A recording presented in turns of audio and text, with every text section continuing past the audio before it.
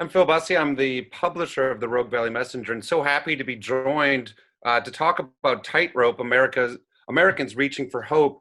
I am going to do a little bit of roulette with the questions. I'm going to start, Nicholas. I'm going to start with you.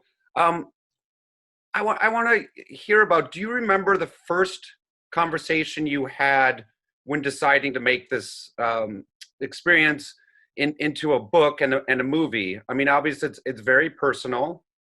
At what point did you start talking about making this a public presentation and a public media presentation? It was fairly recent. It was maybe, I don't know, 2 or 3 years ago. Sheryl and I were talking to our longtime book editor, John Siegel, and we had bounced around different book ideas, and we were looking at some way to get it at disadvantage in the United States. And we talked about our shared admiration for the book, The Other America, and wondering whether it was time to update it.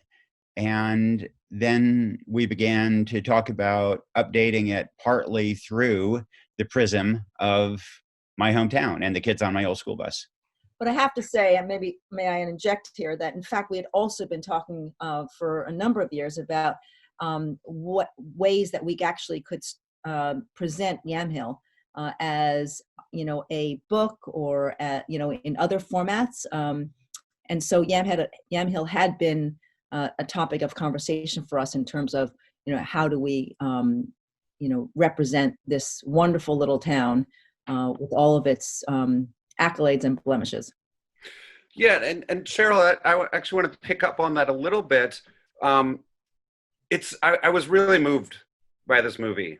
It touches on so many important specific lives, but then also general federal policies, historical themes of America for the past several decades. I'm going to give one complaint, though, which is in the marketing. It really is billed as this is Nick's return to his hometown and to explore how opiates and other drugs have affected the lives there. But it's such a bigger story than that, and you leave Yamhill for a fair portion, if not the majority of the movie.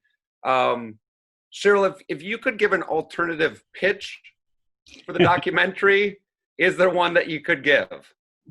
Our vision for this book/documentary is that we tell the story of America, but we use the prism of Yamhill because it's a much closer look at some of the real people and the lives that they lead and the challenges and the problems that they face. But we know that it really is America. We go to many different places in the rest of the country and find that the stories are so similar. And this pandemic is really amplifying the distance between the working class and the educated and the upper classes. Yeah, and I think there was a review where maybe some of the marketing materials call it the causes and the cost. And I really feel as if the story in Yamhill would not have been told as completely if you hadn't left Yamhill to explain how this is one puzzle piece of a larger picture. There's also, I think, sometimes a perception that this is an issue only of white rural America. And in fact, I think that this, sense of being left behind was actually experienced by urban Black America well before rural white America experienced it. And that was one reason to go to Baltimore, for example. And, there are obviously differences, but there are also substantial parallels. And Viva, I want to switch over to you and talk about, as the director, and to pick up on what Nick and Sheryl are talking about. I was curious at various points in the movie who you think the audience is. And I'm going to say there's not a spoiler here, but there's such a touching scene at the end where Nick is back at his high school's classroom, I believe your math room, and with the son of one of your friends. And your voiceover then almost feels like it's speaking to the class and the students and the residents of Yamhill. At other points, the movie feels like it's talking to policymakers to sort of say, hey, shape up a bit, or let's take a different approach here. And at other times it feels like it's talking to, lack of a better demographic, the New York Times readers. Was there a primary audience that you feel like the film is geared towards? No, I mean, that the hope is that,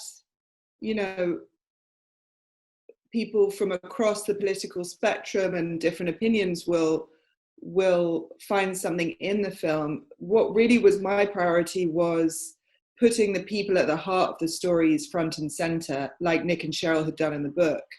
And, I've made films about a lot of powerful, particularly kind of white men in power. And I really loved that Nick and Sheryl went and spoke to the people who are experiencing all these policies firsthand. And I thought it was so moving, to get to know Clayton and see his story evolve. This is not an abstract problem. Inequality is not abstract. People are dying of it. And I think going back to the opioid point, we didn't want this billed as an opioid documentary. Opioids are just one of the many symptoms of this despair. And so I hope as many people as possible watch it. I had no one audience in mind. I mean, you always dream that people who think differently might watch it and change the way they think. That's why we want to make documentaries, but we don't know. We have no idea if that will be the case. We just have to amplify the voices of the people whose voices we don't often hear. Yeah, it is such a personal film. Personal in terms of Nick's connection to it, but personal in terms of really getting to know the people who are being affected. Viva, I want to have two more quick questions for you. Like you said, you've had a movie about Steve Jobs and about Donald Trump, about wealthy white men. This is such a different approach to what America, who is living in America and what America is about. How did you get involved and why did you want to be involved with this? Well, I got involved because, Nick and Sheryl obviously have made lots of series with Josh and Maro and Jeff at Show Force. And I think initially the thought had been, and Josh can speak more to this, that this would be another series. And then given the nature of how personal it was and the unfolding kind of arc of the story in Yamhill, I was sort of called in at the time when it was shifting from a series to a feature documentary and asked how kind of to make that into a film. So that's how I was brought on. In terms of those other films, I made the Steve Jobs was directed by Alex Gibney. I produced that with him. I think it's important to understand the structures of power at the top, and that's, a key thing in Mick and Sheryl's book, and Reagan is obviously a returning character in our film as well. But at some point, I think I know those stories, and I really just, I realize I just really want to be amplifying voices of people that we don't often hear from. Those people have enough people making films about them now. They don't need any more. And then Viva, and this is for you as well, Josh. Is it tricky working with the husband-wife team? Sorry to put you two on the hot spot, but I'll answer first, and then Josh. Josh is more. I have to say, and that's not just because they're here. Nick and Sheryl are like the most low maintenance, lovely people to work with. And Nick's mum, who you'll see in the film, was constantly offering us ice cream as well. So that was like, it's actually a perk of ruining the shots as she did so, offering food to the cameraman. I'd be like, shh, she'd be like, ice cream in the middle of the shot. But no, they're lovely, lovely, thoughtful, searingly smart people who bring very different things to the process. So no, it was great. Actually, it was a dream. And Josh, I have a question for you, and then one final question, and I want to get out of the way and let people watch the movie. Let's talk about the voice of the movie. Were you part of the you're part of the process of? Let me ask the question. It was a book. It is a book. Why also make it a movie? And what changes have happened with transferring this idea to a movie? Well, I think, as Viva mentioned, the company I work with, Show of Force, we've done 2 big series with Nick and Sheryl on their past books, Half the Sky, Turning Depression into Opportunity for Women Worldwide, and then A Path Appears. And I think in this process, it was sort of, different in that we were really filming as Nick and Sheryl were writing and finding these stories. And there was a lot of back and forth about what stories could work for the film versus what might work for the book, but maybe not work for the film. And I think that, what we found with our past projects was that those series helped really sort of amplify the message of the book, reach new audiences that might not have been reading the books or might not have been exposed to the books, and also just increasing interest in the books as well. And I think in this case now, especially in the advent of streaming and the current stay-at-home world we're in, to have the platform of broadcast and television to put these stories out there, I think is really important. And I think it's sort of about reaching that audience that might not pick up a book, but if they see this on the screen, is going to stop for a minute and watch. And I think that Nick and Sheryl and Viva, myself, we're all in that sort of empathy game. Like, how can we reach people, make them maybe stop and consider a life, a story that's very different than their own, and maybe through the process of engaging with that, think a little bit differently after they've watched it.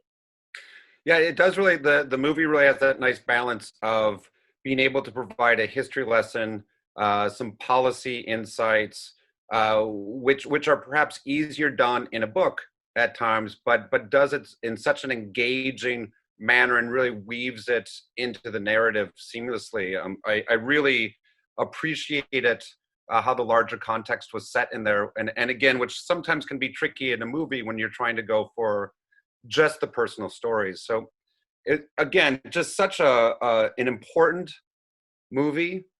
I thank you all for producing it, and I hope that it has the impact, that emotional and perhaps even legislatively, that would be great to see.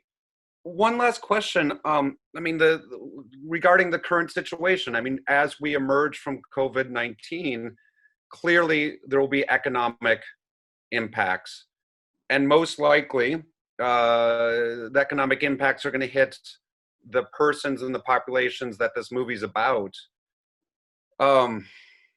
Is the message more pressing now than it was even while you were producing the film and the book?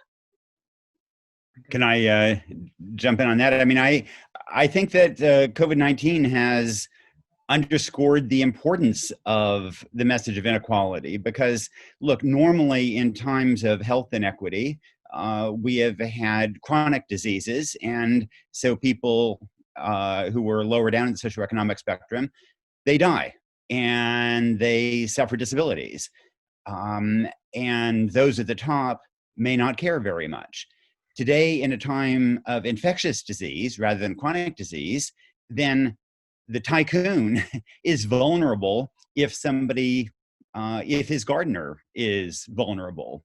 And I think there's a much greater appreciation. We see that in Congress with the fact that the situation that the US is the only major country in the world that does not have universal health care leaves everybody feeling vulnerable. And the fact that we are the only major country in the world that doesn't have paid sick leave, again, is a weakness for absolutely everybody. And I hope that one consequence will be that when we get through this, Congress and the president will be ready to address some of these longstanding inequities that are bad not only for the working class, but for the country's competitiveness as a whole.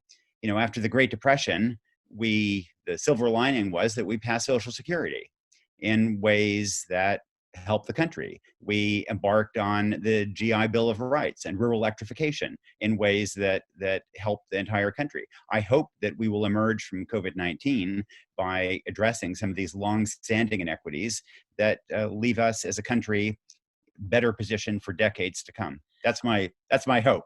I think actually there's even something more, critical that we should be taking away as a lesson from COVID. It's what we wrote about in Tightrope was what was going on before COVID and before the economic crash. And I think what we have to understand now is that it's not just an issue of inequality. The working class is the backbone of our economy, period. Basically, all non-essential work and people are just at home, and that's us. We are unessential to the economy. Who is essential? It is the people who are the delivery, guys, the people who are stocking the shelves, who are manning the warehouses and moving the products from, the shelves of the warehouses, to get into the postal, system. The postal workers are making things move. The bus drivers are running the buses so that the workers can get to work, so that they can help us. And then the train conductors are running the trains so that the average essential workers can actually move, to their jobs. So we know who the essential people are for the economy, and they are the working class. And we as a nation have to understand that these people are not just, the lower people who are, part of the inequality at one end of the spectrum. They are the backbone of our American economy, and we better, pay much more attention and treat them better and give them, the standards that other people have in other countries, like, whether it's universal health care or single payer, sick leave, childcare options. It's a whole host of the things that we talk about in Tightrope. And I really hope that message is brought home to all Americans. And the movie does such an amazing job of talking about that. I mean, with comparing post-World War II economy in Yamhill to the current economy and how the federal policies have played out and how attitudes, Sheryl, as you're talking, have played out. It is really, again, such a strong film. I appreciate it. I think this is my cue to leave the stage, as it were. Viva, Josh, Sheryl, Nick, it's nice to talk with you all. And again, congratulations on the movie. And thank you for having it as part of Ashland Independent Film Festival. Thank you Thank very you. much. Having That's us. Southern Thank you. Oregon. Thanks. Bye.